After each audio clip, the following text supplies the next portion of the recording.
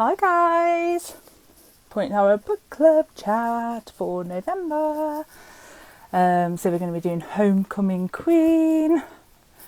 Just gonna... Hi Karen! Hello! Hiya! Hi guys! Right, I'm just going to add in... I'm going to add Grady in straight away. Hopefully that will work.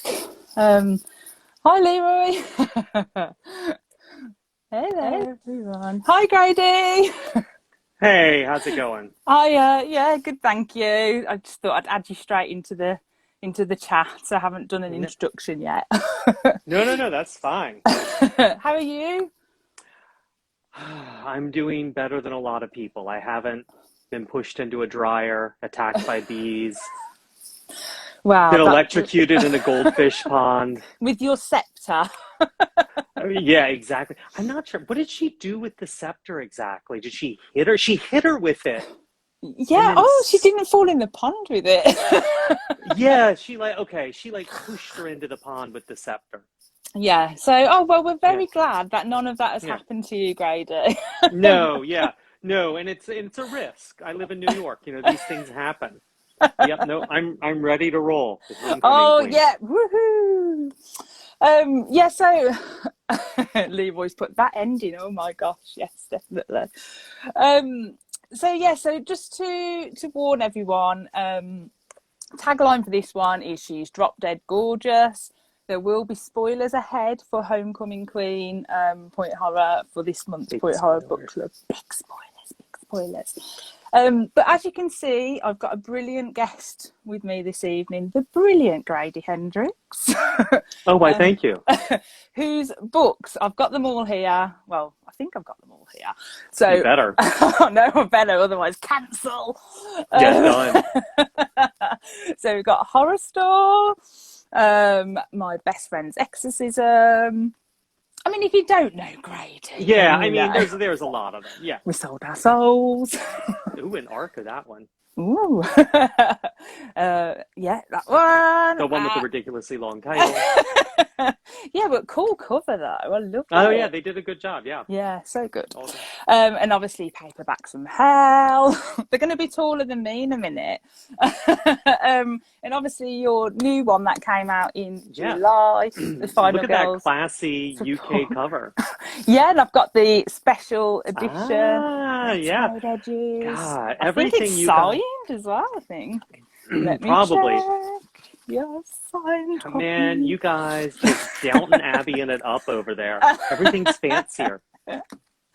Oh dear. So yeah, so obviously Final Girl Support Group came out in July. Yeah. Do you want to share a little bit about that?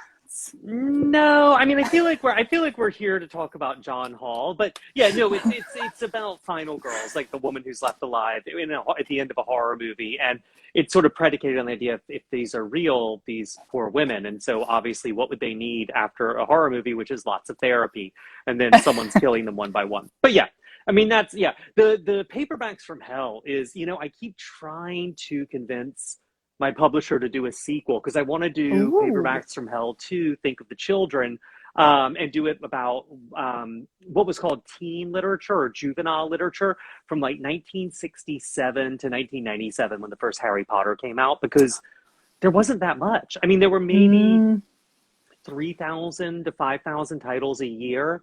And like post Harry Potter, I think in like 2003, there were like 30,000 teen titles, YA titles a year. So it just yeah. exploded. But before that, it was regarded as kind of a backwater. It wasn't for serious authors. It didn't get much respect. And so some Mm. really weird books got, I mean, Point Horror, case in point, but a lot of weird books got written. No, definitely. Oh, we would all love that, Grady. So if we need to Yeah, sign a petition to get that to happen, I know. then we Please will. do. Please Yeah. harass my publisher. We will. We'll all do that for you. So talking about paperbacks from hell. So Point Horror does make an appearance in Paperbacks from Hell. Very brief. Yeah. Yeah. So did you read Point Horror before doing that book? No. Oh, okay. So you were new No. to it at that point. Yeah, I was born in 72, so I was too old for R.L. Stein and Christopher Pike and Point Horror and all that stuff. And so when I was doing Paperbacks from Hell, I only had 10 months to write the book, and I read something like 326 paperbacks in that time. Wow. And so something, yeah, it wasn't healthy. And so, but some books got short shrift, and one of them was YA. I just did not know enough about it. I read like 6 or 7 books to get a basic orientation. Yeah. And then later I came back because I was thinking about doing the sequel, and I did a show. I do one person shows instead of book events. Yeah. And so I did a YA show for these guys down in New Orleans. So I read a ton. And I learned some things that were important to me. One is I'm not an R.L. Stein fan. I like him a lot as a human being, but his book, like, too many jump scares. It's like a world. And egg cracking deaths, lots of those. Yeah. And it's a world where like every shirt hanging on the back of a chair looks like a corpse or a killer. It's just not my bag. Christopher Pike is a god. That was the other thing I learned. Yeah. And then I read a bunch of point horror, and it didn't really click with me until I read the Caroline Cooney Fog books, which are really disturbing and perverted and filthy. Those are great. And I feel like Stein gets a lot of the attention, but I don't like because the Babysitter books were point horror, weren't they? Yeah. So I know of the Caroline B. Cooney, the Fog series, but over here in the UK, I don't think they were actually made as point horror. They were point, So we only got certain selected titles over here. So there was quite a lot of really good ones that weren't published under the point horror banner. Oh, that's too bad. Yeah, I mean there are other good ones out there. Like what's the Richie Tankersley Cusick one? Is it point horror? The one with the snowman with the corpse in it on the cover? Is that R.L. Stein did the snowman? No. I'm thinking of someone at the door. Oh yes, of course. See, that didn't get made into a point horror over here. Man, it's another great one. Yeah, I know. It's a great one. I've read that God, one. I feel how much must England endure? Like we had a lot of R.L. Stein for point horror. Where are you on Stein? I mean, he's unavoidable, right? You can't like hate him or like him. It's beside the point. Yeah, I'm a fan of some, like point horror wise, I'm a fan of some of the books, but some of them you can, like The Hitchhiker for me is a good point horror. I haven't read that one. Yeah, it's good because you kind of get the feeling that Stein just thought, I'm just going to throw everything at this and do some ridiculous ending. Because it's got a really wacky end, but like not very common for point horror, which was refreshing. But then you've got stuff like The Boyfriend and The Girlfriend, and they're just it is just like a similar pattern is what I would say. So I'm on the fence. One of the weird things, like, I mean, Stein's a really interesting guy, and I mean he's sort of like essential to horror just because he wrote so much and he's so many people's entry point. But I noticed that a couple of things that are sort of like habits of his and I've read a limited amount of point horror, so tell me where I'm wrong, but like the jump scares all the time, mistaking inanimate objects for either killers or corpses. And often endings where no one dies, but instead like the killer gets the help they need in like a mental institution. Yeah.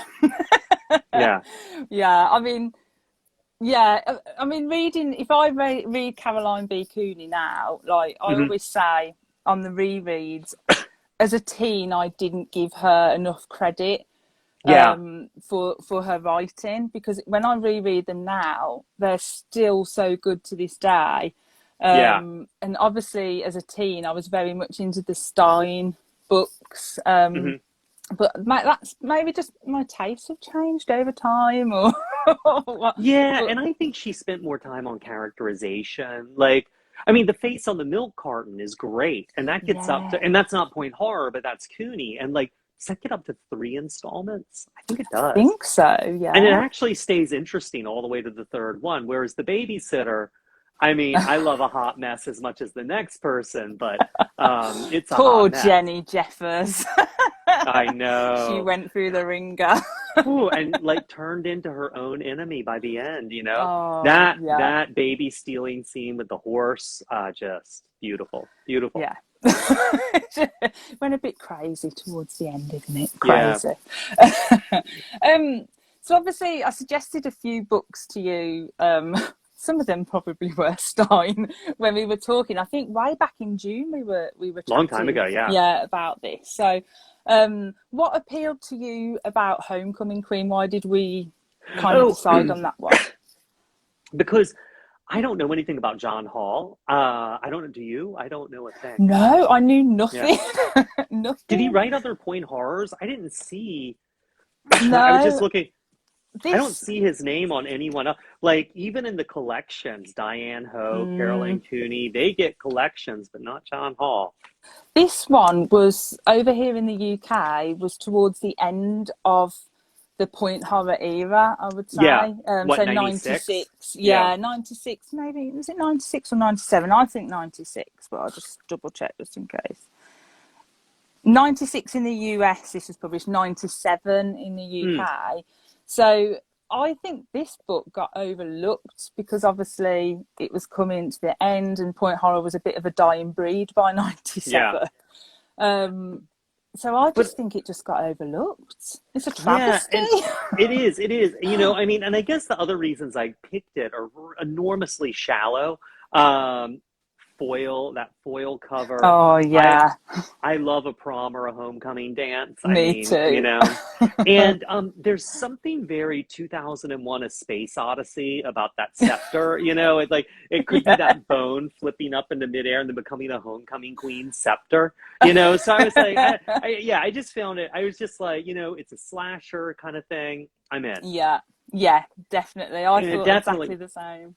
yeah, and it definitely has a little bit a little bit of My Bloody Valentine in it. You know, they haven't had the Mm, dance in so long, and a laundromat murder from My Bloody Valentine. Like, you know, there's yeah, a sunbed death, very Final Destination, bees, bees, bees. I mean, there's a lot to there's like everything. and a lot to hate. I mean, I feel like my hate is mixed with my liking. Well, can't wait to hear more about Yeah, that. I mean, all the way through, I kept thinking, I did say it to my husband actually. I was driving him mad. I was like, I don't understand how the cover has any relevance to the book because it's. yeah, And then I nearly hit myself. And then all of a sudden, at the out of end, nowhere. we find out. Yeah. It does all snap together. It's very usual Yeah, suspects, you know? yeah, yeah. Yeah. Yeah, Leroy's put such a good point horror. I absolutely loved it. Defo nods to My Bloody Valentine. So yeah, Yeah. he agrees. I was Um, surprised that a heart didn't show up in a box, but that may be too much. damn. I think that might be too much for point horror in terms of Yeah, gore. yeah. It's for a point horror to have the death that we had in this was probably decent. Yeah, this um, was a surprisingly good number of deaths for a point horror. Like this is on the high end, I feel like, for the yeah, ones I've read. yeah, no, definitely. And I think the highest one death rate in a point horror that I've read is actually The Beach House by R.L. Stein. Really? Yeah, but I think he He's just usually went, not so bloodthirsty. Yeah. oh, in that book, there's lots of blood and sharks and a shark death and just everything. I Whoa. think he just went all out on it. Yeah. He was So, jovial Bob Stein was having like a bad week and just took it all out. yeah. Oh. Yeah. Josh has put, I feel the most gruesome point horror ever did was the corpse in The Hitchhiker. So The Hitchhiker is always one as well. That's the poor corpse. The Hitchhiker and the Beach House. No, I gotta read it. Yeah. Both Oh, of those. Yeah. don't hate me if you don't like them. Oh no, no, no, no, no, no, no. There's always something worthwhile in one of these books. The other thing I'm going to say is one thing I really liked about this book also is none of the deaths were accidental. I feel like that's something that happens in a lot of YA horror and a lot of point horror is people die accidentally. They fall into a quarry by accident. They, you know, like they drive a car off a cliff. Accidents. Yeah, yeah. These were very intentional, very purposeful Mm. maimings and killings. Yeah, oh, definitely. And all seem to be kind of meant to be directed at the homecoming queens that were nominated for Homecoming Queen, but all Yeah. seem to be going for Melissa quite a lot. Yeah, and it's weird. The plan has some holes in it. I feel like the plan has some holes, which I think we should discuss at some point. Yes, definitely. So we'll get on to, I'll do a little summary of Homecoming Queen. Just to say as well, I'll try and read out comments. If anyone's got any comments on Homecoming Queen, we'll have a little book discussion. Just pop them up. I'll try and read them out. And also, Grady has kindly said that he will answer some questions. So what I thought we'd do is there's like a little question button at the bottom with a question mark. So if people want to pop some questions for Grady in there, and then towards the end, what I'll do, I'll go in there and I can bring them up on the screen, and then Grady will kindly answer them for us. So thank you, Grady. Right, let me get onto my right notes. There we go. Right, so after 25 years, Westdale High decided it's time to bring back an old tradition. I'm not talking about the recycling club, although that does sound kind of interesting. They decided... And isn't there a board game club too? I know, I really want to go to that. I know, sounds fun. They decide to have a new homecoming king and queen. So the school needs to raise some money. So they spend 3 weeks campaigning. Votes can be bought for $1 each. What a bargain! Also, I feel like that sends a mixed message. You can buy the votes. Votes are just for sale. But it's for the school, so it's for a good cause. The underfunded school, austerity school. I just want to know what they brought with the money. That's the big unanswered question. Well, they must feel a little guilty at the end of this homecoming election when they look at all the corpses on their hands, but they've like raised $3,000. They're like, "Can we spend it?" They're like, "It's worth it. Totally worth it." We got so much good stuff for the library. Either that or all the teachers go on a holiday or something. So they keep a scoreboard of all the votes every Monday, which is like a tally board, and that happens in the cafeteria with scores on the board, Kimberly telling us the results every Monday. So there's 5 girls competing, only one can win. Or is homecoming actually cursed? Because 25 years ago, the last homecoming queen, the pretty and popular Brenda Sheldon, died in a gruesome car accident. So when accidents start happening to the contestants, people start to actually question if Brenda Sheldon is back from the dead and she's not happy about someone else taking her crown. So we have the usual in this, malfunctioning tanning beds, bees in lockers, as we've mentioned, dead flower deliveries, which sounds like a flower delivery my husband always gets me, creepy phone calls, the usual, and a good old dryer death. Hey! So the competition is becoming deadly. So our main character, our leading girl in this point, Melissa Brady. This is a new year, new her. So she's been working on a summer camp all summer. She was an Uggo. She's come back. And now, a different woman. She got her braces off. She got contacts.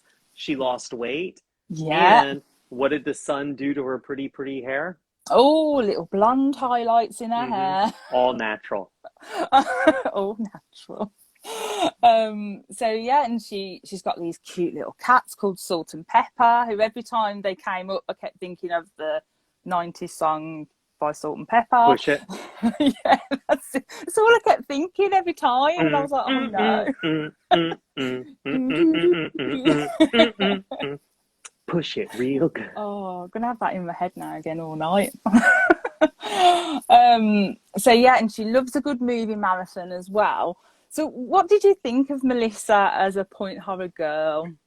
Well, Melissa, it's interesting with a lot of these books, not just point horror, but Melissa exists in the middle of a spectrum. there's always the girl in the middle, and she's usually the main character, unfortunately, because then she always has her much squarer, more studious, nerdy friend on one end. And then there's always the wild friend who has short hair and shops at vintage stores. You know, I just was rereading the Remember Me books, 1 and 2, the Christopher Pike books. Same dynamic. Yeah. You know, and there's the girl with the friend with the short hair who shops at vintage stores, which by the late 90s was getting a little passe, but okay. And I liked that in 96, the short hair was still, like, this is post Riot Girls. This is post Sinead O'Connor. This is not, these are very sheltered children.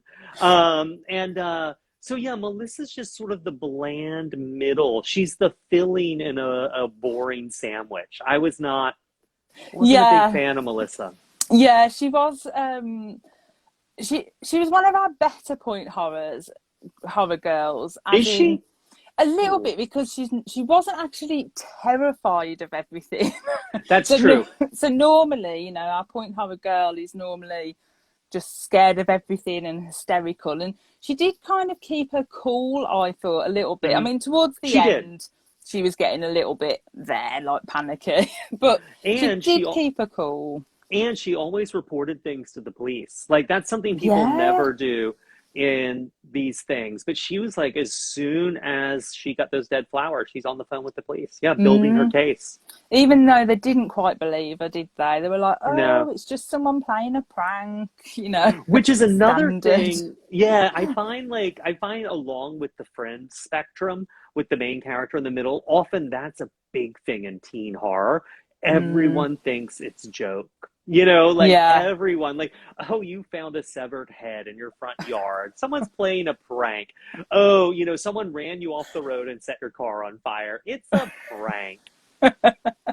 Oh, dear. It's always the way, isn't it? I'm so glad that I wasn't living in a point horror world when I was a teen. Everyone's gaslighting you. Yeah. Oh, and someone just pointed out in the comments, like, Melissa also has an annoying quality where she's like, I don't really want to win. Like, then why are you running? Get out. Let someone in there who wants to win. Yeah, she did say that quite a lot, didn't she? Although occasionally she kept saying, oh, but she would like to see what it's like to be popular and be friends with the gruesome twosome and stuff like that. So I think she was like, I think she secretly wanted it.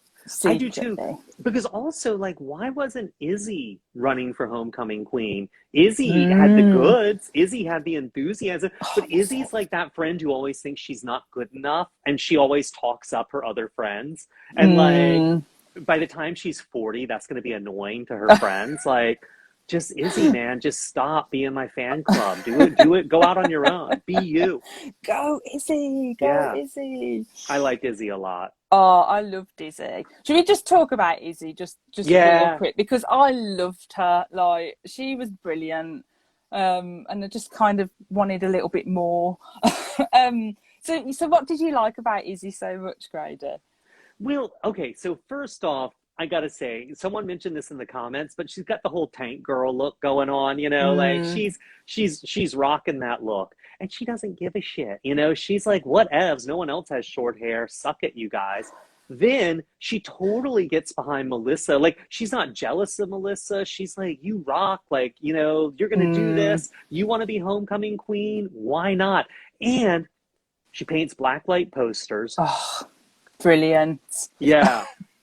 And then doesn't think they're getting enough attention and arranges a school-wide blackout so that they like glow in the dark. Genius. Izzy. Then she's even better. She starts like just pitching crazy ideas. Like, why don't we bake fortune cookies with like Melissa for homecoming, Melissa for queen in the middle of now. I think they should have said like, yes, queen, you know, vote Melissa or something. But like, queen. But still, she's on board. Like Izzy's gonna make fortune cookies, sure. Like, you know, or find a factory in like Vietnam and outsource them there, where 8-year-old children will do it. Why not? Like, and then she's like, we'll get those. Like, Izzy's just like, Izzy's all in, man. Izzy's she was great. I loved her, and I I loved the way as well, like, she obviously had this hate for, like, the gruesome twosome. Yeah. Laurel especially. I think it stemmed from, like, a boy when they were a bit younger, Yeah, and that something she like liked. that. Yeah. And I just kind of liked the way that she was. She didn't really care. She was just like, yeah, I'm going to put Melissa up for Homecoming Queen to Yeah. beat you. And I just loved Oh, that. totally. Well, also, and the thing about Izzy, she had a little bit of Tinkerbell going on, because the second Melissa stopped believing in her, she lost her powers and she lost her sparkle. Like, she was all in, and then she's like, wait, you're not all in for me? And she's so crushed. And as someone pointed out in the comments, like, Melissa knew she was going to that party with Faith and Tia, I think. Yeah. Like, yeah, for like weeks. And she just never Mm, told Izzy until the last second, when they were yeah. going to have a John Hughes movie I marathon. mean, who But turns down a John Hughes movie yeah, marathon? including, and I think, wasn't it 16 was it 16 Candles, I think it Breakfast was. Club? What was it? Because it's I've important. got it written down. One Okay. second. I'm Yeah, I'm definitely looking. wrote Hold this on. down, I'm sure. Yeah. Please hold everyone, because this is Du-du-du-du. vital. Please Um, hold. Du-du-du-du. Yes, so it okay, what was the was. lineup? So 16 Candles, The Breakfast Club, Pretty in Pink, and Some Kind of Wonderful. Yeah.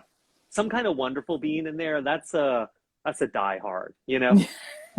16 Candles, I'm a little Give or racist, take. yeah, it's got some moments, but yeah, and then she just like walks on this. She could hang out with Izzy and watch 4 John Hughes marathon, movies, which is like 8 hours of movie. Eat popcorn and pizza. I just want to be there. That's it. Come on, let's go. Yeah, yeah, um yeah, she was so great, and people are agreeing, lots of love for Izzy in the comments. So Emma put she was a straight talker. Yeah, I agree. It's all retros put we all need an Izzy in our life, she was awesome. Karen put Izzy for president. I love why that. not? Why not? Yeah. Oh, just my friend Dustin's put Shelley. Oh, Shelley is an Izzy in my opinion. Oh, that's really nice. Oh, thanks, Dustin. You'll be accused of murder soon by I know, Dustin. I know. She's such a badass cheerleader for everyone. Oh, thanks, Dustin. You make me cry. Leroy's put 2 weeks. Who would turn down a John Hughes movie marathon for a party, Yeah, especially with someone as cool as Izzy? Yeah, I totally agree. Totally yeah. agree. Yeah, so what else did I write down about Izzy? Because I made so many notes about her because I just loved Why her wouldn't so you? much. Yeah. Yeah. No, Um, Izzy's great. my only question was, when they went into the mall and they were on about the love heart sweets and Yeah. putting things in like kisses, chocolates, I presume Mhm. that was. Like, where are they getting the money from for all of this campaigning material? Oh, well, I think Izzy has that under control. I think Izzy's just going to steal it all. Like, I think Izzy will just shoplift all of it. And like, and I got to say, I am against stealing, but when it's Izzy doing it to support her friend's homecoming campaign, I'm all for it. Woohoo! Yeah. And she was very pro equal rights. I can't Yeah. speak. When she's like, "Why don't you ask him? This is the 90s," and I Hmm. was like, "Yes, Izzy, Yeah. yes." Yeah. I just loved her. I could talk about her forever. And I think, as you said, she was a good influence for Melissa. I don't think Melissa quite appreciated that. No, I think she will going forward. You know what I mean? Like, closing scene, Izzy's right there front and center, you know? Yeah, definitely, definitely. So then we've got the other side of the sandwich, as we were saying earlier, where, spoiler alert, we've got Celeste, who, spoiler if you haven't read Homecoming Queen, was the villain. Yeah, So which didn't catch right away. I really did think it was going to be Izzy. And then I thought it was going to be Zach. yeah. I was a bit. I thought it was going to be Zach at one point, but I did suspect Celeste a little bit at the start because I just thought she's a little bit too Yeah. goody two shoes, because she was like, always had a nose in a book. She was like no makeup look, and I'm not You're saying if you've suspicious of always those got... readers, I was just who don't gonna wear say, makeup, like killers. yeah. If you've always got your nose in a book, I'm just Yeah, gonna keep you're my a eye on killer. you. Yeah. But she was labelled like the boring one with the serious exterior. But she was warm and friendly. Perfect attendance record, needed this scholarship. Yeah. I mean, I could go on. She was too good to be true, is what I would say. But this is the thing with Celeste. So, I mean, because I thought someone just mentioned, and I agree, I did at one point think it would be Seth. But I got to say, this book had two rockin' alpha females, because Izzy was one and Celeste was the other. Yeah. And you say Celeste is too good to be true? Celeste is real. She's as real as it gets. She is the most high functioning alpha high school student I've ever seen in my life. She's on a scholarship. She's from a poor family. She's like banging out the grades, really killing it. She's carrying this grudge around for a really long time. And then, man, she goes to town on Melissa. She was such a busy villain. Yeah. So let's take it in order, right? So what was Celeste's to-do list? Step one. So step one, was it the ghost in the woods? That was the first. Or was it the thing. sandbag? Was it the ghost in the wood or the sandbag? Oh, yeah. Actually, I'm wrong. Put a throne in the auditorium. Get Melissa to go to the throne and drop a sandbag on it while menacing her in a voice that was clearly unrecognizable, because Melissa never recognized it once. Yeah. And this is someone she's on the phone with all the time. So, okay. Step two, go in the woods, run out, dress up like a ghost, freak her out, and then run back and be like, what's up? How did she do all this? Like, it's impossible. I know. So what was step three? So, was step three the sunbed at the gym? Yeah, I think it was. With Faith. Yeah, which is interesting, because when Tia and Faith become friends with Melissa, Izzy's the one who takes it the hardest. But like Celeste probably just went home and just trashed her room, like, I'm a real friend. And then sunbed accident, which seems really difficult to pull off. What did she do? Well, see, that is the thing. What did Faith do? Other than sunbeds Melissa get hot. Oh, do you mean like what did she do to the burn? What did she do? Like, I don't think sunbeds get hot. They use UV rays. I just imagined like Final Destination 3 style. Yeah. No, that's where I have it. But she went and slammed that lid down and was like, she must have actually held it down, with all the superpower strength that she seemed to have. Yeah. And don't they make a point earlier that Celeste is a slight individual? Like, she's small? Yeah. I think she says early on that she's small and bookish. So just boom. Yeah, like you said, how did she... It's like, how? Her rage makes her strong. It's like, I do like her for the villainous stuff that she did, but some of it is quite questionable. Well, she's just psychotic, right? And hold on. And so then step 4 is bees. Yeah, so I think she does some dodgy phone calls in between. Oh, right. There's dodgy phone calls. When's the flower delivery? Then I think it's the flower delivery. Yeah. Which it's a good make poem. them dead. Yeah. So to me, that's like a sensible villainous thing to do. Yeah, sure. She was obviously having a bit of a rest. She was a little bit tired from all the sandbag and tanning salon bed thing. So she thought, just do a couple of phone calls and send some dead flowers. That'll do to tide her over for a little bit. But I think she had to deliver those flowers herself in a wrapped box with a handwritten note that doesn't look like her handwriting. Because how else do you deliver? Like, if you call up and you're like, they're like, do you want the Mother's Day arrangement, the taunting a victim arrangement? Like, I think when you're delivering dead flowers with an "I'm going to kill you" note, you have to wrap that yourself. That's so true. She went to some effort, really, didn't she? And you can't just buy dead flowers. No, so she must have had them for a while and then just thought, oh, rather than chuck them out, I'll send them Save to these Melissa. just in case. Yeah. Recycling, like the recycling club. Yeah. And so even though you're like, oh, she decided to take a rest, from my point of view, it's not very restful. Yeah. No, she yeah. I thought she was just being a bit lazy there. And then bees. The bees. Now I have questions about this. Me too. Yeah. I'm so glad because how did she get the bees from the park to the school, to then to the gym, to then have a random opportunity that locker was open and no one saw her? Where did she put the bees?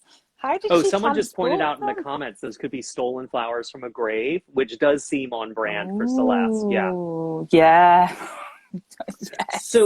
So okay, I've got a theory about the bees, right?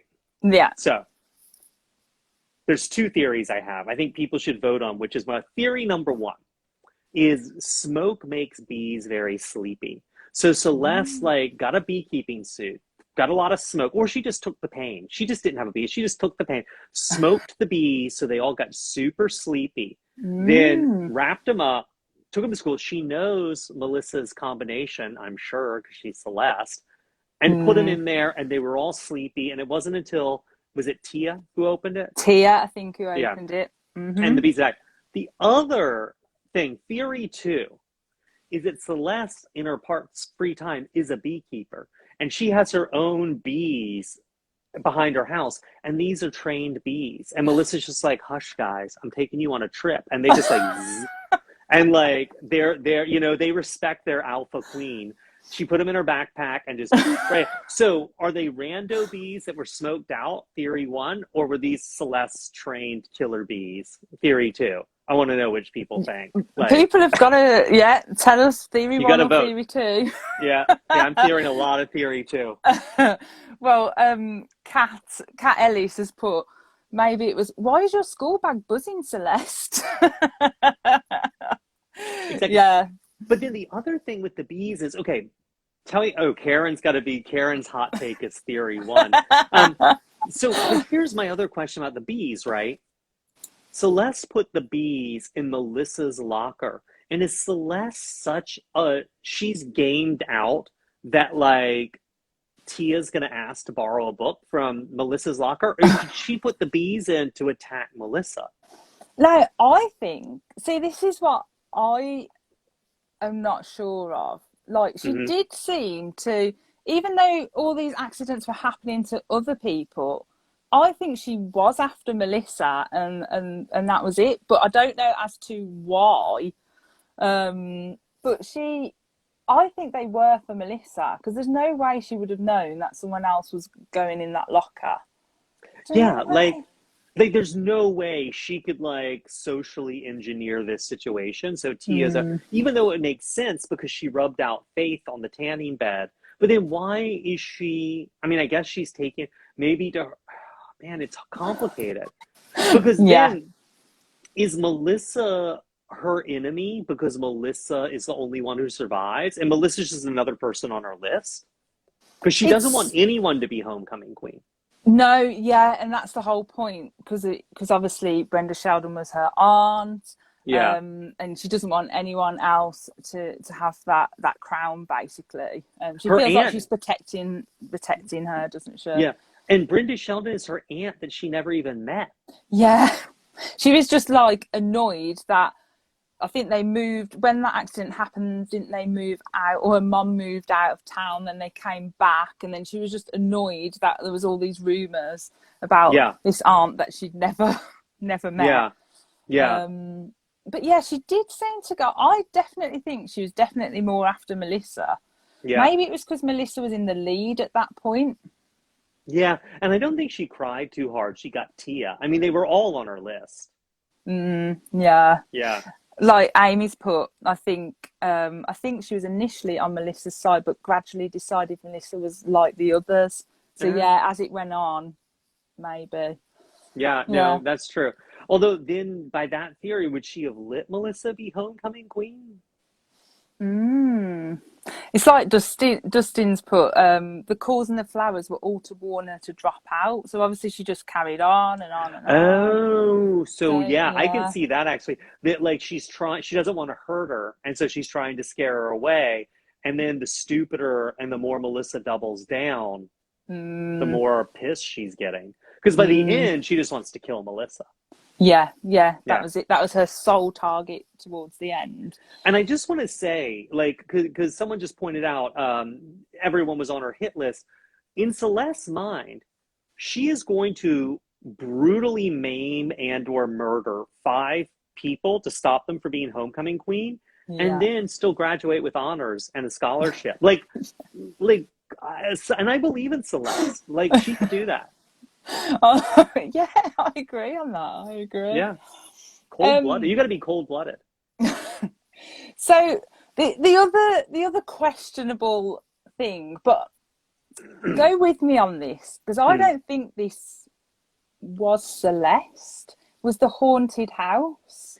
Yes, one of my I favorite don't think scenes it. in the book. Yeah, it was almost like a scene that it felt like a different book at that point in that actual Yeah. scene. Like it felt completely different, and it didn't actually feel like a Celeste kind of um, trick or whatever.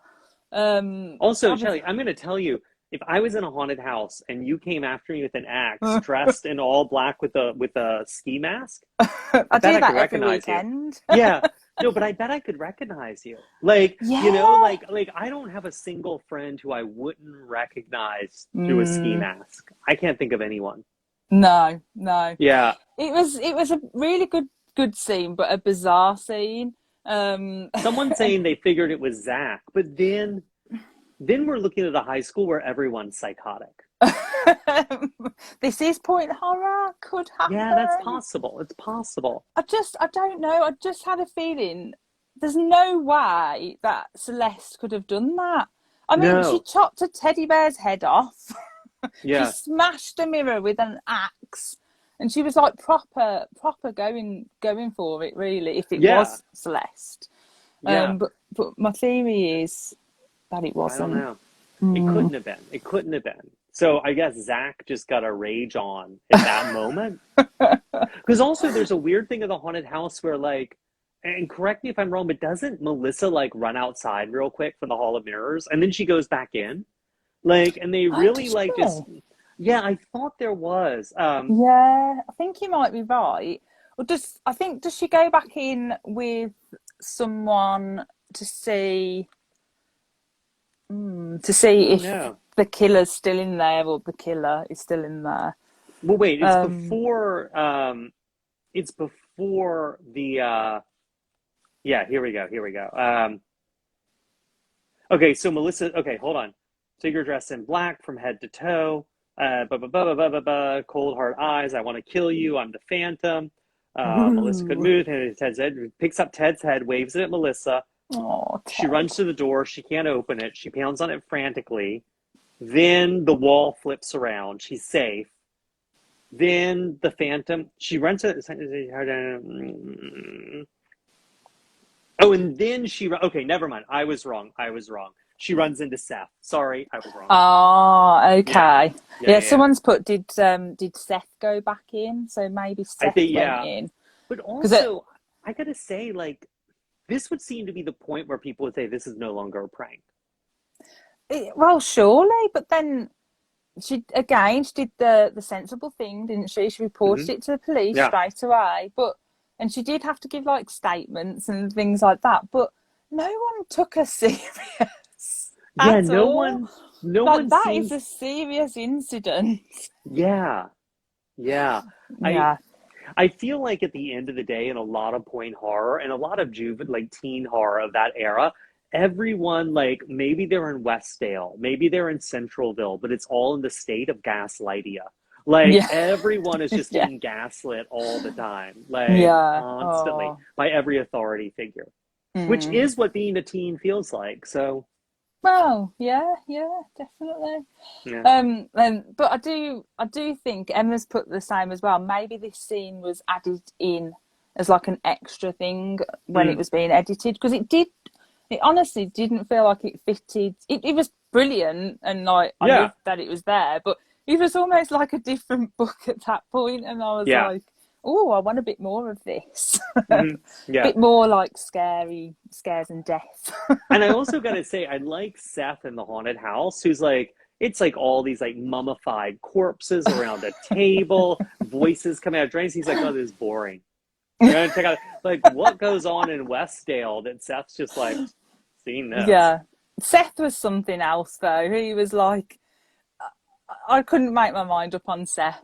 Yeah, He was a Well, where was your conflict with Seth? I don't know. I don't think he was that into her, Yeah, into Melissa. I think it was more because she'd come back from summer camp looking different. She was running for homecoming queen, and he thought, I fancy a bit of that, yeah. and kind of go for it.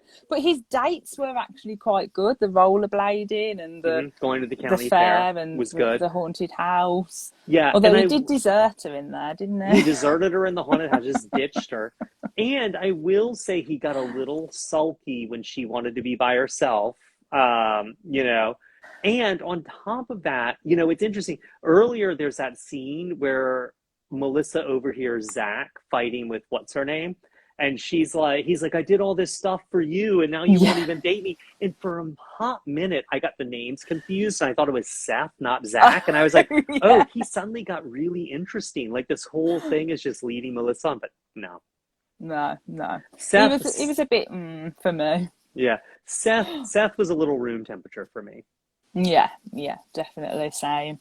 Um, and then just we haven't mentioned the dryer death yet. Well, Well, we this did is the next thing briefly. because there's the attack in the haunted house, and then next on Celeste's list is to call Melissa and gloat over the haunted house attack. Yeah, Then, so she's clearly, if it was her, good for her. If she wasn't her, if it was Zach in the haunted house, then she's on the police scanner and like listening, you know, what's going on. yes, Um, yeah, but then next up is Beth's death. And this was great. So I don't yeah. know if you want to sketch it out for people. Yeah, so basically, Melissa has to do some laundry at the laundrette. She's going to decide she's going to study there. Mhm. So she takes her study books. There's no one in the laundrette, or there is to start with when she There's like gets a there. sad man and Yeah, like a mom who hates her children. yeah. And So, then they but leave. they leave.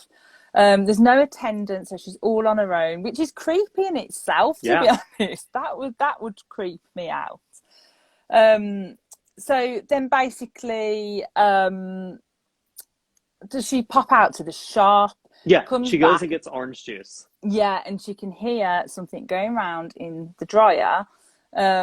She puts her hand in the dryer and pulls out a severed head. Hmm.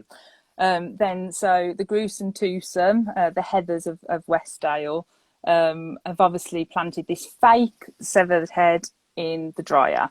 Yeah. And then, you know, Melissa knows how to defend herself and sprays like detergent all over Laurel or Betsy, I can't remember I have one which or the one. other. I think Yeah, on their Laurel. denim jacket. So The basically, good news is you can wash that out. yeah, at the laundrette that they're Hmm. at. So then obviously Melissa goes off in a huff, starts driving home, realizes she's left her textbooks and she needs them for the exam that she's got the next day, goes back to the laundrette, hears something in the dryer, thinks it's another prank, and lo and behold, Betsy is dead in the dryer. And don't the lights go out too? Oh yeah, the lights kind of flicker, Which is don't they? Izzy's MO. So you kind of think maybe it's Izzy. And Mm. also, I want to point out Karen saying in the comment, I think Karen is in the comment saying, yeah, that those were very efficient dryers. Like they dried a load of laundry in like minutes. Yeah. So they are spinning fast enough and are hot enough that they could have cooked Betsy conceivably if she was thrown into one. So do we think that Betsy was actually killed by the dryer or killed before she went in the dryer? Because how did I think it's Celeste get her in there? okay. I think it's Schrodinger's Betsy, right? Like it could be both, and it maybe is both. But what's your if you had to make a decision? I think she was killed before, like hit on the head or something like that, and then that would make her easier to put in the dryer. Yeah. And I then obviously cooked by the dryer. I think that sounds reasonable, which is why I'm going with Celeste lured her into standing in front of an open dryer and then ran at her and just dove and like smashed her into the dryer, slammed it and put it on, high speed, hot tumble. And like, yeah, I'm all for like I think 100%. It was Celeste stuffed her in there for the challenge. No, I agree on that. The only other question I had was Laurel and Betsy were meant to be joined at the hip, did everything together and were never apart. And obviously they were together when they played the prank. So how did Laurel disappear and Betsy stay there for Celeste then to do what she did? So here's my question. Do we see Laurel again in the book? Yes, I think there's a scene after we do see Laurel. She's not very upset about her best friend. Because I was going to say, if we didn't see Laurel again, then I would imagine just Celeste dropped down like a spider behind her and like, broke her neck and disposed of the body so effectively that no one ever found it. But we do see her again. You're right. We do. And Laurel's interesting because nothing ever happens to Laurel. No, that's the thing. Why does nothing happen to Laurel? Because she was like the bitchiest one, really. Yeah. But nothing happens to her. Not one single thing. Not one single thing. Yeah. And where is she when Betsy dies? As someone in the comments pointed out, maybe she went out to get a carton of orange juice too. A container of orange juice, I think they call it awkwardly. Emma's put maybe we should go and see if we can actually fit in a dryer and test the theory, but I think we'll pass. I think that might be. Well, I'm going to say as a child, I loved crawling inside the dryer. Oh my God. Yeah, I loved doing that. And you can fit, definitely. Oh, okay. Yeah. Washing machine, not so much. Dryer, absolutely. You heard it here. Grady can fit in a dryer. But yeah, so Laurel, as I said, did she even have any feelings? Because she kind of mentions, oh yeah, Betsy died, and that's kind of it. Friends come, friends go. But also, someone did just point out that she definitely did fake her ankle injury to get Seth to leave the date, which also is not a point in Seth's favor. Laurel's terrible. I think Laurel is a sociopath. She doesn't seem to have feelings or be able to relate to others. Yeah, they were the classic Heathers, weren't they, of the school? You kind of just imagine them walking around like the Heathers do as well. And there's a difference. I mean, like, I just want to point out there's a difference. Laurel just feels nothing about anyone. No. Sociopath. Celeste kills a lot of people, but Celeste feels passionately about a lot of things that many of them are random. So, like, she is not a sociopath. I think Celeste just cares too much and tries too hard. Yeah, no, definitely. Emma's put friends come, friends go round and round in a dryer. Yeah. It's so true. Yeah, and Josh has put his cat always goes in the dryer. Mine does that as well. I always have warm. It's nice. to check. Yeah, nice and cozy. So the only person that I do want to just see what you thought of as well. I know you said you kept getting them confused, but Zach, who we maybe think was the person in the haunted house, but what did you think of Zach? I didn't like him either, but he wasn't meant to be like terrible. And I feel like if Zach was alive now, like he would have just he would have just gotten off some horrible sexual assault charge. Like Zach was just an entitled man baby. He was a rage head. He was like awful. And let's take out, because we don't know, right, if Zach actually was the killer in the haunted house. So let's take that off his list of achievements and extracurricular activities. Zach was a waste. He never did anything. He just threw little man tantrums and threatened to do things and never did. And it's interesting. He was like wagging his finger like, you said if I did these things, you would date me. You framed me to the police and got me questioned. He was just awful. Yeah. And he felt like Betsy like owed him something for putting all the votes in as well. Yeah. Isn't that what it always is? Yeah. Wait, sorry. Someone just said in the comments, and I audibly gasped. Yeah. Maybe Celeste didn't hurt Laurel so she could set her up. Like maybe Laurel was going to be framed for the crime. Oh my God. Narissa. That is exactly something Celeste would do. And that's why she thinks she can get away with it. Yes. Or she could frame Zach, one or the other. I mean, either one. Wow. That is so why do we think then Celeste tried to frame Izzy in the end?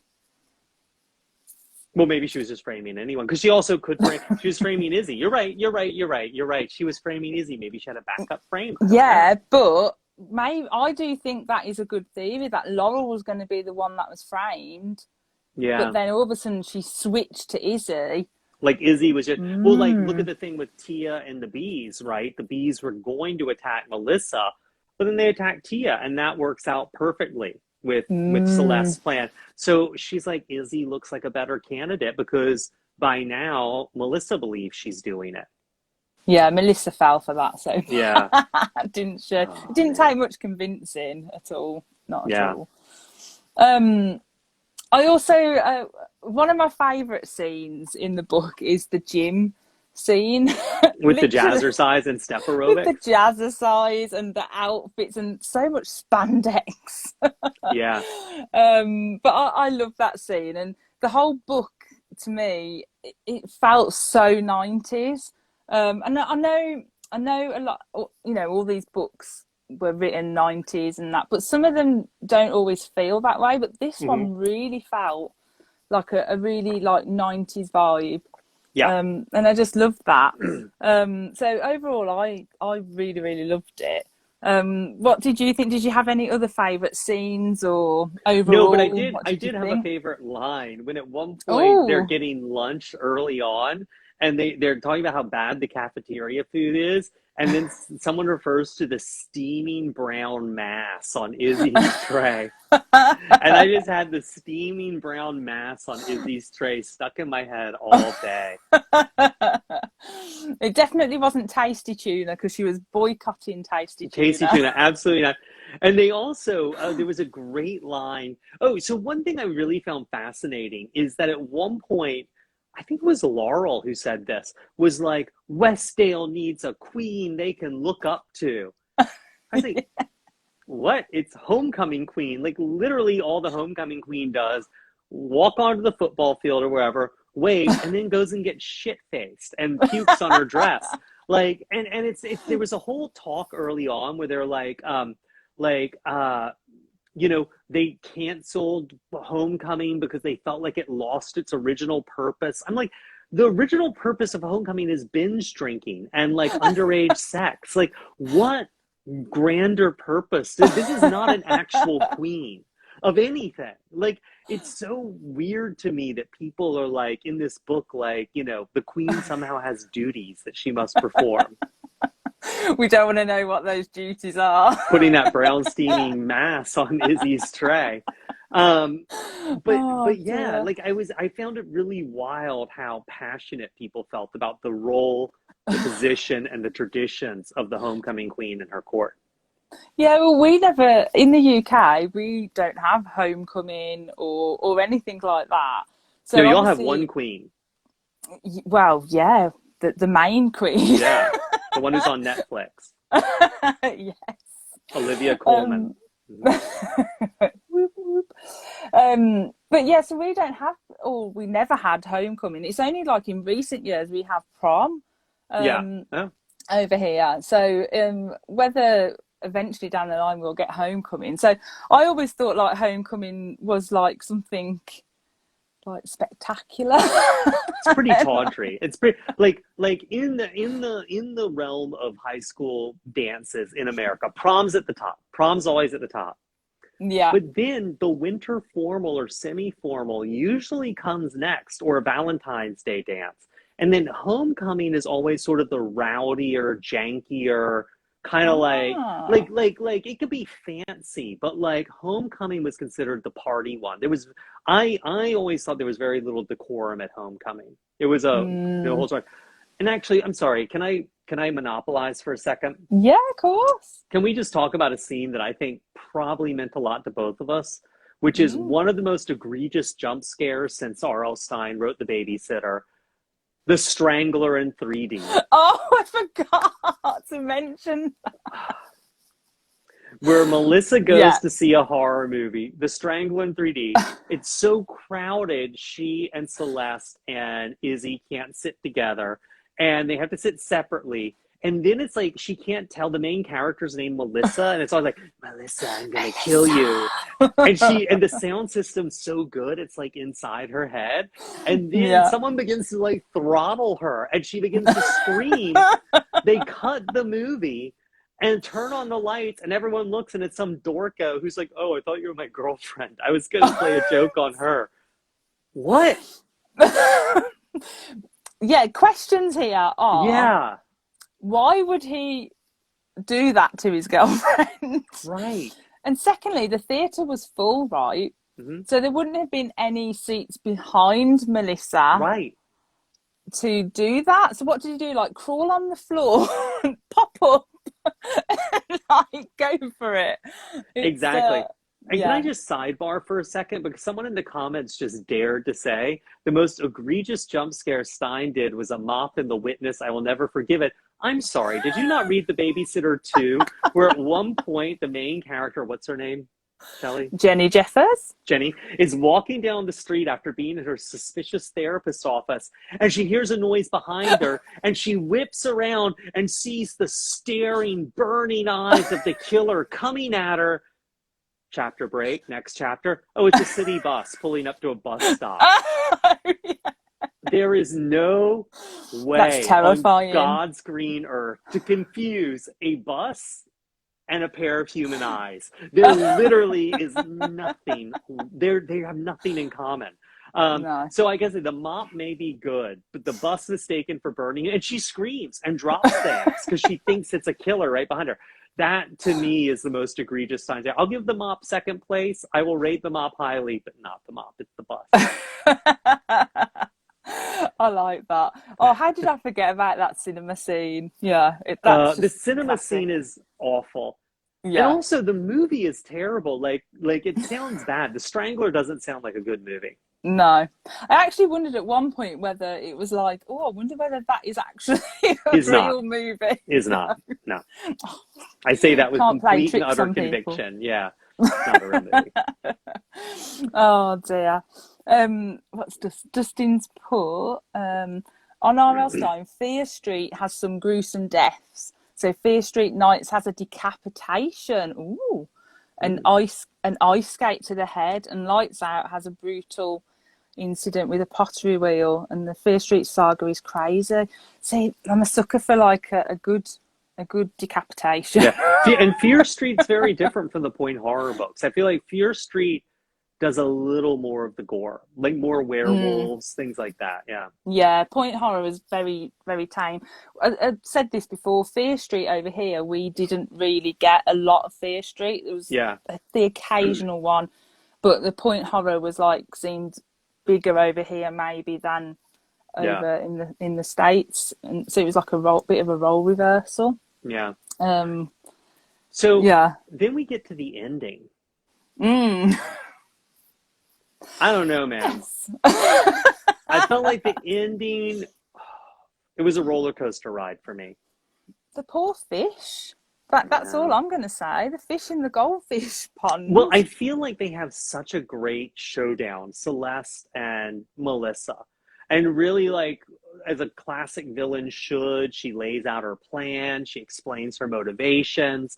They fight with the homecoming queen's scepter. I'm all in. Yeah. Melissa hides under the bleachers, and Celeste just sits on the beach, just perches on the bleachers That like was a little, quite scary. like a I little thought. mouse, a little homicidal mouse, and waits for Melissa to come out. And then she's like, "You miscalculated," and comes at her. Melissa throws the scepter. I mean, it's really good stuff. But then the goldfish pond, and it was over the line to me. Like, she knocks Celeste into the pond, and then the fairy lights fall in, and she gets electrocuted. Yes. And then the fish get electrocuted, which I thought was cruel. Not that it says that, but that's the first if it thing can electrocute, I thought. yeah, if it can electrocute an honor roll student, it's electrocuting a goldfish. Oh, the poor fish. I know. But yeah, that's the first thing I actually thought when it happened. I was like, what about the fish? Yeah. But yeah, I liked the ending. I liked the bleacher scene. I liked the fact that Celeste was like hiding there. I could feel the tension there was really good. But as you say, I do think, I don't know whether, I kind of felt like John Hall got into a bit of he built it all up and he kind of got himself into a bit of a pickle towards the end and thought, oh, what am I going to do here? They're in this scene. What am I going to do? Oh, I'll just put the pond there and like chuck her in. That'll do. And I gotta say, this cover illustration, which I didn't realize was that blood rising up from the homecoming, it's clearly the scepter tangled with the lights in the fish pond, right? Sinking to the bottom. And I gotta say, like electrocution, falling from a great height and electrocution are always cheap cop-outs to get rid of your villain without making your hero have to really get their hands dirty. And think of how classic this book would be if Melissa just had to beat Celeste to death with her scepter, just right there on the gym floor, and then just disdainfully throw her corpse into the goldfish pond. Just like done. like trash. Take her out with the trash boys. Here's your dinner, goldfish. I wonder if this did have a different ending, maybe, and he was told to change it. I don't, because it just seemed a bit convenient. You don't think? Yeah, I think I don't think they. I mean, maybe it did, but if it had a different ending, it was a softer ending. Like my experience with point horror is they don't go for savagery. No. Yeah. No. Yeah. But I'm in my mind, Melissa beats her to death with the scepter. I like that. Yeah, we'll go with that ending. Yeah. Because at least Melissa did something then. Right? Well, yeah. I mean, besides report to the police and sort of like avoid death, what is a week?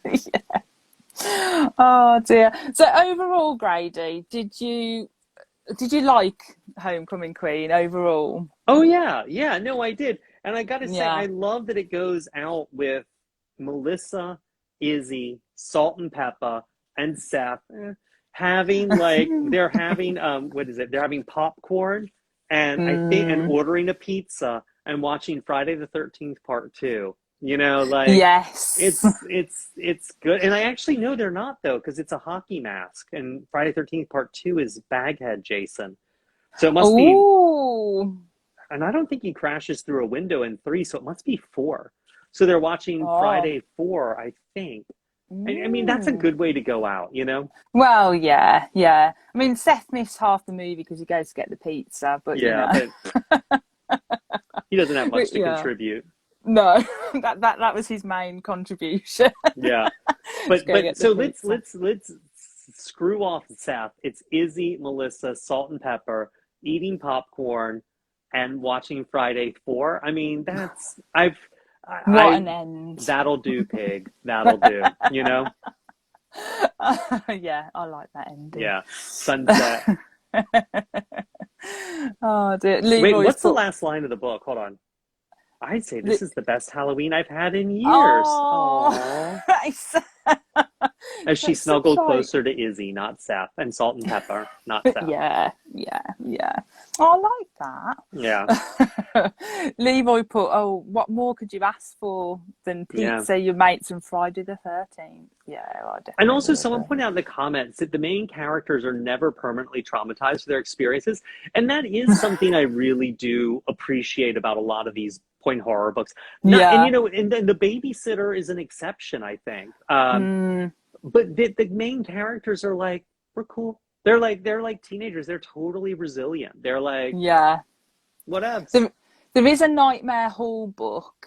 I won't say which one it is, but where the main character clearly is affected by Hmm. things because they Yeah. end up being the killer, which I thought was quite, at the time, reading that as a teen, after reading so many point horrors, it was like really refreshing Yeah. to read. And that's the only time I've ever really read one where it actually like kind of affected the main character a little bit and they just go a bit crazy. Yeah. And on the one hand, take off points for psychological realism.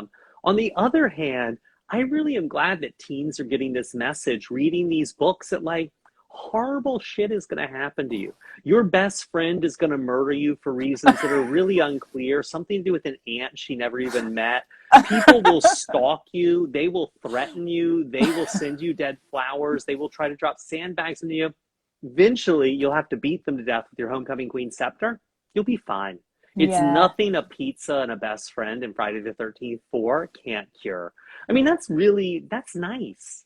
Yeah, that is nice. And like Yeah. just bear in mind no one will ever believe anything you ever say. No, but that's And true as well. No adult can help you. Only other kids your own age, and not the boys ever. Um, like it's actually the messages in these books I find very, very heartening. and don't do your laundry at the laundrette when there's no one there. Yeah, yeah. If you've got a washer dryer at home, stick with that. Get it Stick with repaired. that. Yeah. Stick with that. Because yeah, that's true. And they also are sending out real misinformation about the power of dryers in a laundromat situation. Because usually those take like 3 hours. They cannot do your rival homecoming queen competition in like 10 minutes.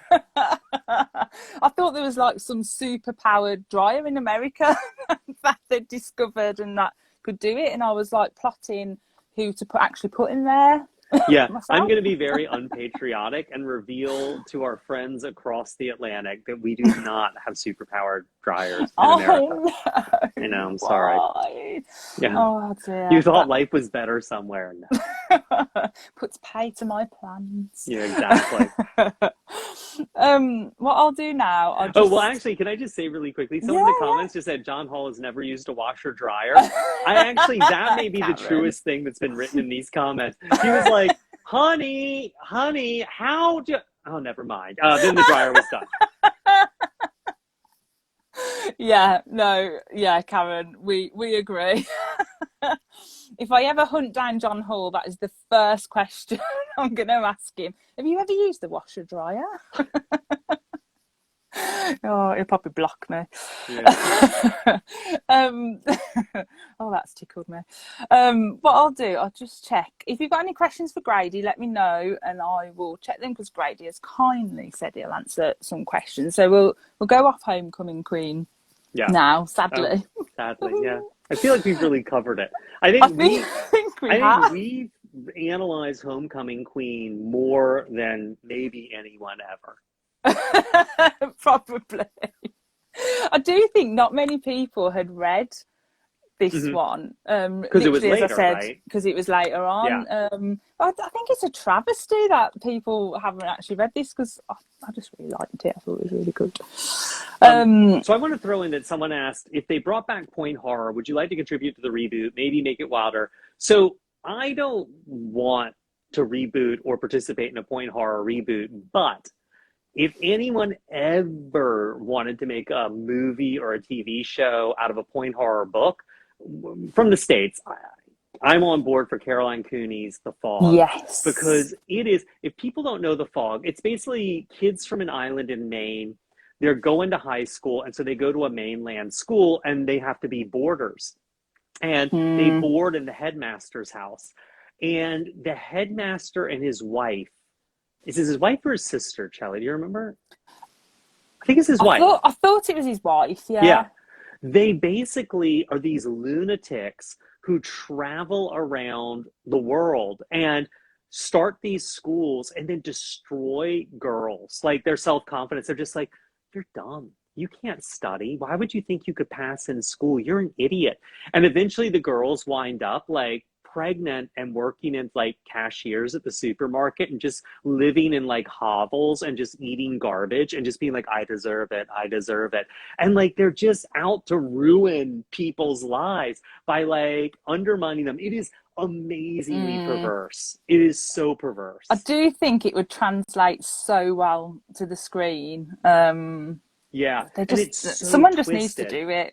Yeah. So twisted. I've never seen a horror movie that twisted where it's just like we find teenage girls and crush them by telling them everything they hear from other people all the time on a subliminal level. We just crank that up and say it directly to their faces. You suck. Yeah. You're worthless. You're fat. You're ugly. Drop out of school. Go maybe get a job in retail if you can handle it, dum dum. Like, it's amazing.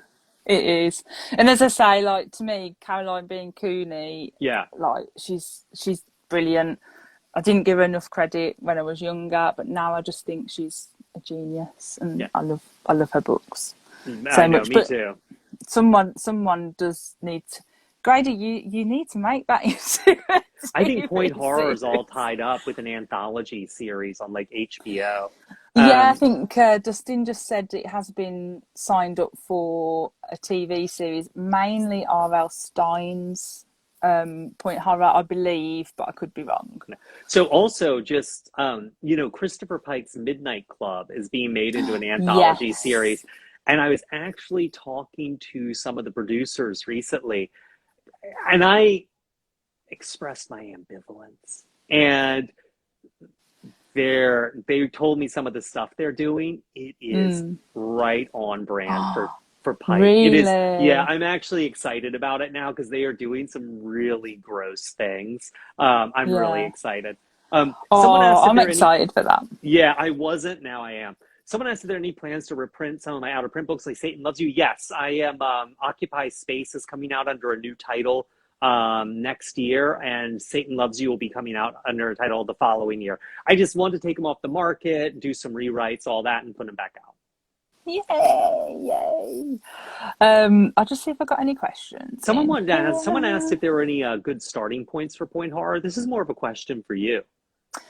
See, to me, I would say, I always say the babysitter, the first one is a good starting point, only because it hones into that urban legend of the babysitter on their own with the phone calls, and I just think it's a good setup for the feel of Point Horror.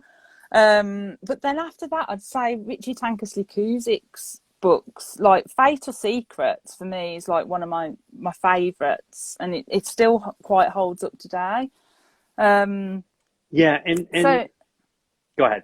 Sorry, I was just going to say, and obviously Caroline B. Cooney, any of her books, she does unusual books which are different to the normal Point Horror brand, is what I would say.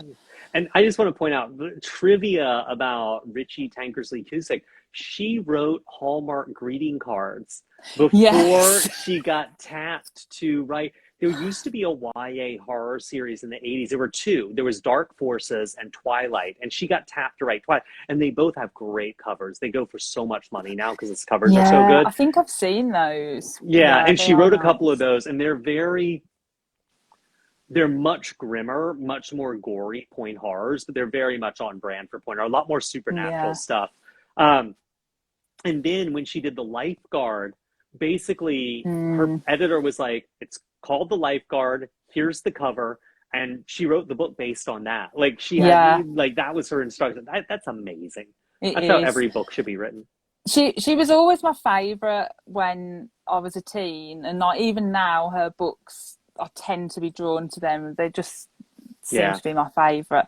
And I was lucky enough to do an interview with her a few years ago. Really? Yeah, I've got it's like a written interview, which is like on my blog. But Mhm. I was just like, I was just fascinated. I had so many questions that I wanted to ask her, and like, she's just amazing. And like, Yeah. it was a proper moment of like a fangirl moment because I was just like such a fan, and oh, it was brilliant. But she's just, I love her Yeah. so much.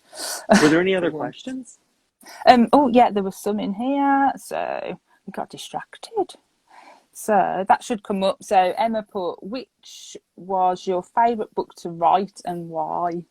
Oh, not my favorite because I don't have a favorite one to write, but We Sold Our Souls really is a book that meant a lot to me writing. Like writing that book really wrecked my life in a lot of really weird ways. And then and I don't want to get into it right now. I've done it in other age. I could go on for a really long time. But it also writing that book really sort of got me through a really rough time in my life. So definitely We Sold Our Souls.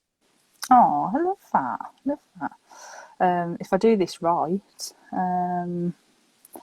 so iconic Bondi, a favourite underrated horror trope. Underrated trope. Hmm. I don't know because I feel like all tropes are rated about where they should be. But something I always love in horror book is well, two things. One is killer animals are my favorite. The UK has such a great tradition of killer animal books, and I just love the idea that a caterpillar or a moth or a goose or a jellyfish is like, I've had it. I'm sorry, man. I put up with it every day of my life. I put up with it Monday, Tuesday, Wednesday, but today's Friday, and I'm fucking sick of it. I'm gonna wipe out humanity. Done. Next hurt person I see, I'm eating their face. Like I love that so much. But then the other thing I really love, and I feel like it's very underutilized in horror, is a carnival. Like, and not Oh like not like not yes. like a haunted carnival, but like carnivals are really dodgy. Like I don't know if they are in the UK, but like you look at these rides and they're put together the morning of by the people who run them, who are like teenagers Mm, in Iron Maiden shirts who like have been sniffing glue and like trying to grow a mustache, and like they're just seedy, and like I mm. love a carnival. I love a carnival setting as well. Yeah, Like, I just find them really sinister. yeah. And one of my friends who's an author, Kat Ellis, wrote a book called Blackfin Sky, and it features this like carnival, but it's like it's with a twist, and it's just brilliant and creepy, and I love a carnival setting. You can any book with a carnival, give it a sinister twist, and I'm there, I'm always there. All right, what other questions? Let's have a look. Yeah, I don't see any. So, B for book. Can you tell us anything about your upcoming new book, How to Sell a Haunted House? Any hints? Yeah, so that's what I'm working on Woohoo! right now. Actually, I got to get back to it as soon as I get off this. But it's late. But it's coming out in July, and it's about, I've never really written a dude main character, so it's like a brother and a sister, and it's Oh, about okay. families and haunted houses and really prominently featured evil puppets. Oh, I love that. I love that. I think there's just a couple Yeah, yeah. more. Narissa, the point on Pike Streets, but do you have a favourite Pike or Point Horror? Pike. Let's go for It's Pike. pike, yeah. So there's a lot. I think, but there's two kinds of pikes, right? There's supernatural pike and non-supernatural pike. And so in non-supernatural pike, my favorite is Gimme a Kiss, which is just great. And Fall into Darkness is very similar to Gimme a Kiss. Gimme a Kiss is superior. Um, Yeah. it has one of the best reveals in it, and when you get to the reveal, you realize what the title means, and it's just like your head just explodes. For Supernatural Pike, I've got two. Um, One I'm just going to throw in there casually, which is Whisper of Death, which is, I Oh, mean, yes. I I still can't map out what happens in my that book, but I know it's tawdry. It's so good. And like twisted, and like I don't know how he came up with it. But the one I think is a real masterpiece is Monster. that starts with the girl just walking into a party full of teenagers with a shotgun and like murdering anyone she sees. And like, it's monster so good.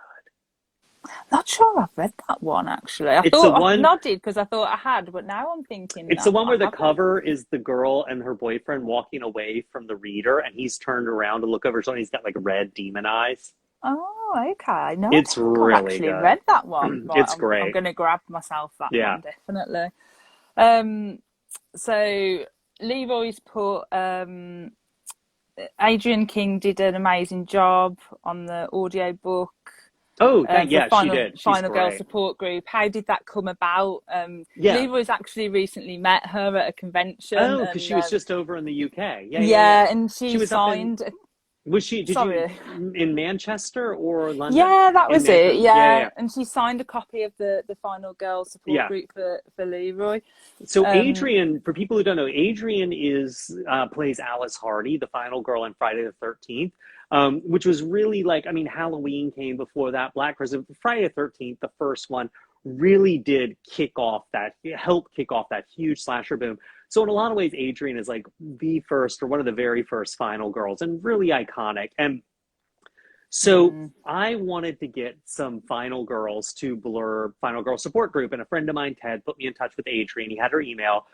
And she was a little dubious. I talk about it a lot in a show I do with Adrian's permission, and she's talked about it, but that was a complicated time in her life, and she was a little dubious about revisiting it. And she read the book, just like I told this guy I would do it, and really fell in love with it and really embraced it, which I was really found flattering, obviously, but it was really kind of her. She didn't need to open up that emotional can of worms for herself. And she and I talked a couple of times on the phone and by email. And she really shared a lot of her life with me. And when we were looking for the UK audiobook narrator for Final Girl Support Group, they were sending me people who were totally fine, but they were very professional, they were fine, but they didn't have any fire to them as a narrator. And I was like, guys, come on. There are people out there who do voice work. Like, I named a couple of people. I named Adrian. I was like, can't you find someone who's got some character to their voice, who's a little older, who's just going to bring something? So they called Adrian. I was like, you want to do it? I was like, well, not exactly what I was saying, but okay. And so then Adrian was like, sure. And then like, well, you got to do an audition. And so we set up an audition with Adrian, which was complicated because she lives in Oregon. We had to get her to a studio down like nearby and do all this stuff. She did the audition and they were like, no, you want to use her? And the audition was good. It was really good. And the seeds of everything she did were in there, but it was really intense. Like she was really bringing a lot of intensity. So Adrian and I talked and she's like, look, I'm a professional. Yeah, I know what you mean. This is a marathon. It's not a sprint. I need to really pace myself.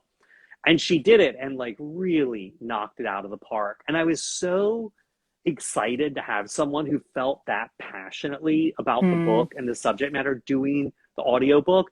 And so then when the American audiobook company heard her file, they're like, well, fuck, we'll get this. This is great. And so then that's how she wound up being the audiobook person for all of it. So yeah, it was really a series of accidents and kind of pushing, but she really crushes it. And I'm really deeply grateful she did that. And then she's been such a big supporter of the book. It's been she doesn't have to be, she doesn't get a cut of that money. Like, but it's been really nice of her. Like she's a really good person. And that's such a lovely story and a lovely memory to have as well. Like, do you know what I mean? It's just the whole way that came about. That's amazing. Amazing. Book Horror Lover from Denmark has said, what is your go-to horror movie on a rainy day? Go-to horror movie on a rainy day. God, it really depends. But for a rainy day, I would say, my go-to horror movie all the time is Return of the Living Dead.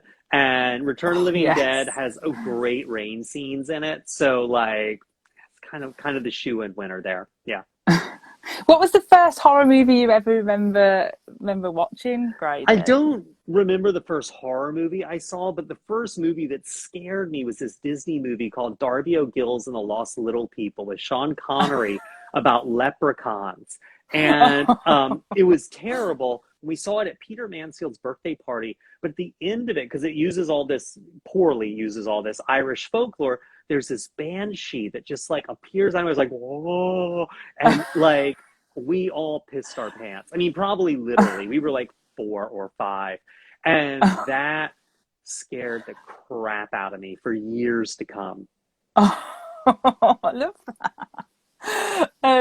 Karen's put, how did you pick the chapter title songs for My Best Friend's Exorcism? Oh, that was just a fun pastime. Like, I knew the soundtrack for that book. And so it was just really fun to try to find songs that matched the action or commented on or contrasted with the action of the chapter. So like when I was like taking a break during the writing and I needed to do something, I would like sit there and shuffle titles around between chapters. I love that. I've just got a couple more ideas.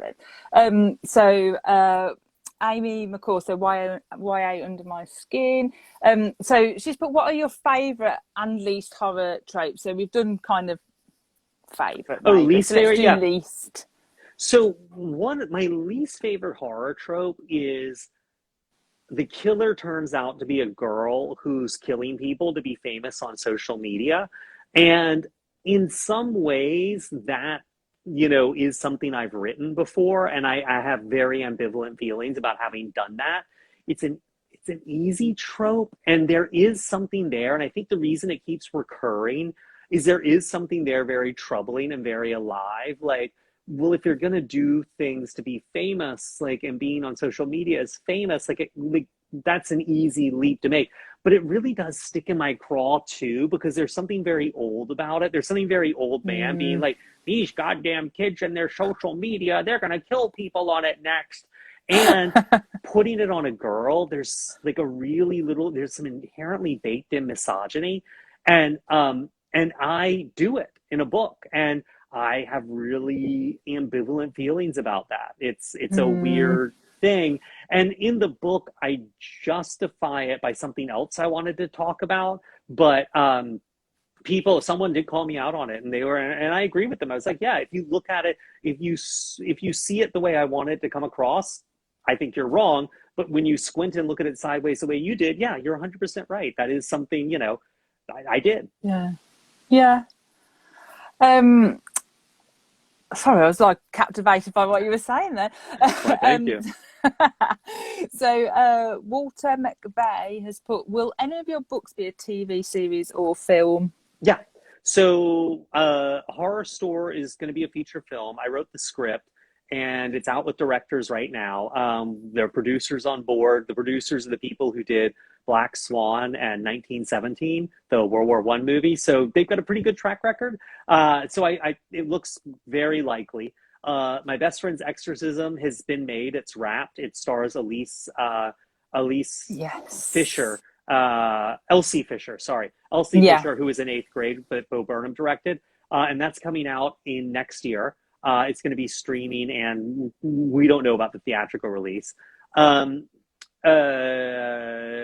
Southern Book Club's Guide to Slaying Vampires just got picked up as a TV series. I can't say who it is, but I think they're announcing that. I'm involved with that. And also Final Girl Support Group got picked up as a TV series by HBO Max with Charlize Theron producing, and Barbara and Andy Machete, who did the It movies, the Stephen King ones, directing the pilot and doing the development. So yeah, almost everything, except We Sold Our Souls and Paperbacks from Hell, everything is locked up somewhere, which is great. Oh, wow. That's so amazing. Yeah. And you're so busy as well. So honestly, Grady, thank you for taking the time to talk to us and reading Homecoming Queen and taking part. It's been so great. I'll use any excuse to read old horror paperbacks. Yes. Thanks for having me. No, thanks so much, Grady. And thanks to everyone for joining in. Yeah, thank you all for coming out. Questions. And we'll see you making me again gasp. next month. Yeah, that was a really loud gasp, Grady. A loud gasp.